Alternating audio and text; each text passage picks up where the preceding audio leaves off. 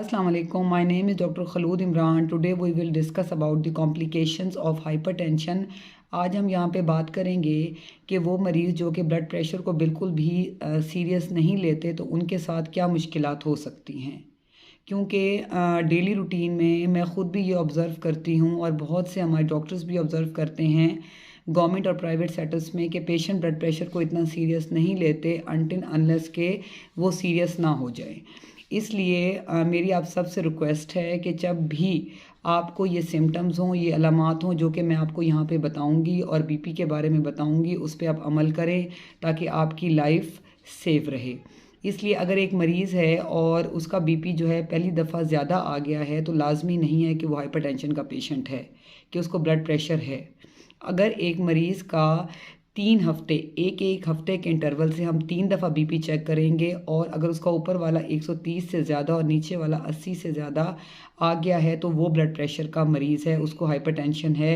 ही और she needs treatment, उसको इलाज की ज़रूरत है। ब्लड प्रेशर अगर पेशेंट का ज़्यादा है तो उसकी अलामात क्या हैं कि आपको डॉक्टर के पास जाना चाहिए। उसमें आपके सर में दर्द हो सकता है, मतली हो सकती है, उल्टी हो सकती है, नाक से खून आ सकता है, दिल की धड़कन तेज़ हो सकती है, बाईं साइड छाती में दर्द हो सकता है, बाएं बाजू में दर्द हो सकता है। अगर ये तमाम अलामात आपके साथ हैं तो आप फ़ौरन डॉक्टर के पास जाएं और सबसे पहले अपना ब्लड प्रेशर चेक कराएं जो कि हमारी बेस लाइंस में से है। अब अगर आपका ब्लड प्रेशर ज़्यादा आ गया है, मतलब 3 हफ्तों के इंटरवल से अगर आप डायग्नोज़ हो गए हैं कि आप हाइपरटेंसिव हैं तो डॉक्टर आपको डाइट चार्ट्स देंगे और साथ में आपको मेडिकेशंस बताएंगे, आपने वो प्रॉपर लेनी है।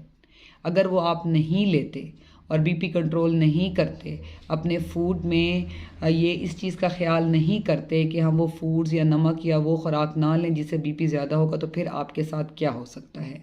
ब्लड प्रेशर की जो सबसे मेजर कॉम्प्लिकेशन है वो है intracranial haemorrhage. Due to high blood pressure heart जो है वो ब्लड तेज़ी से पंप करता है, ब्लड वेसल्स में ब्लड बहुत स्पीड से मूव करता है और अगर अगर बाज़-औक़ात ये आउट ऑफ कंट्रोल हो जाए तो हमारी ब्रेन की जो हमारी आर्टरीज़ और वेन्स हैं वो बहुत छोटी होती हैं और वो रप्चर हो जाती हैं, जिसकी वजह से इंट्राक्रेनियल हेमोरेज हो सकता है। उसके अलावा पेशेंट को सीवीए सेरिब्रोवास्कुलर स्ट्रोक हो सकता है। पेशेंट को मतलब जिसको हम फालिज कहते हैं, जिस्म के आधे हिस्से को या पूरे हिस्से को जिस तरह जो है वो वहाँ पे अफेक्ट होगा तो पेशेंट को फालिज हो सकता है। उसके अलावा जो है पेशेंट के जो है वो नाक से खून शुरू हो सकता है जिसको हम हेमोप्टिसिस कह सकते हैं। उसके अलावा जो है अगर ब्लड प्रेशर कंट्रोल ना किया जाए तो हार्ट बहुत ज़्यादा खून फेंक फेंक के जो है एट लास्ट जो है वो हार्ट फैटीग थकने लग जाता है और पेशेंट को हार्ट फेलियर या हार्ट अटैक की तरफ वो चला जाता है। इसके अलावा पेशेंट को हाइपरटेंसिव रेटिनोपैथी हो सकती है जिसके 4 ग्रेड्स हैं और हमारी जो है आंखें अफेक्ट हो सकती हैं। पेशेंट किडनी फेलियर सीआरएफ में जा सकता है due to chronic hypertension. In short ये कि जो बीपी है ये भी जस्ट लाइक अ सिंड्रोम है जो कि ब्रेन को, आइज़ को, हमारी जो है वो हार्ट को, किडनीज़ को, इन सब को इफ़ेक्ट करता है और अल्टीमेटली जो है पेशेंट की लाइफ जो है वो थ्रेटनिंग हो जाती है और लाइफ को ख़तरा होता है और पेशेंट की डेथ भी हो सकती है।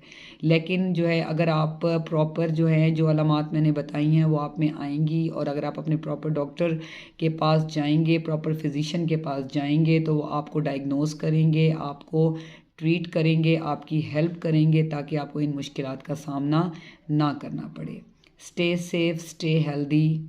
अल्लाह हाफ़िज़।